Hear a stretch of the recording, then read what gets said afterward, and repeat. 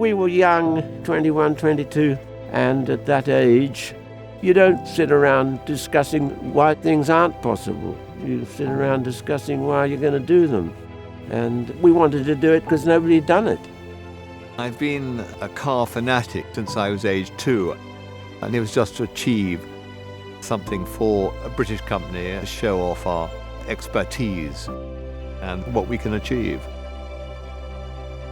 There was nothing else like it in the world that the ordinary person could apply for and get on a team to represent their country. It was hailed as the ultimate off-road adventure, and it was just something we both wanted to be part of. We called ourselves the Oxford and Cambridge Far Eastern Expedition, and 62 years ago, in this vehicle and another one, we were going to try to do something that nobody had ever done before, though they'd tried, and that was to drive from Europe to Singapore entirely by land.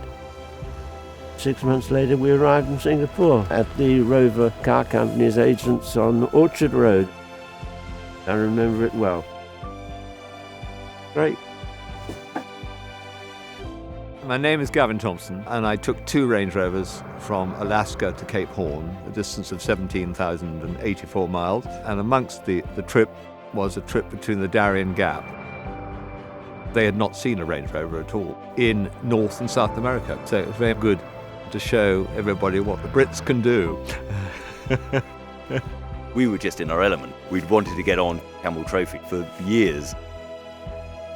It was a once-in-a-lifetime adventure. You only get to take part once, so we've made it and really wanted to make the most of it. To this day, here we are nearly 30 years later, feeling that we are winners of the Camel Trophy. We feel very proud. Seeing the old thing brought back from St. Helena, I didn't think one could be moved, that I could be moved by seeing an old scrap metal. So 62 years on, to say I'm tickled would be putting it very mildly. We lived in them for nearly a year. They were our homes. No power steering, no synchronous gearbox, no air conditioning. Proper vehicle, that one. It was hard work, certainly, but obviously a trip of a lifetime from Alaska to Cape Horn. It was an enormous sense of achievement. I was so pleased to show Land Rover that we had done it. We'd got the vehicle to the bottom.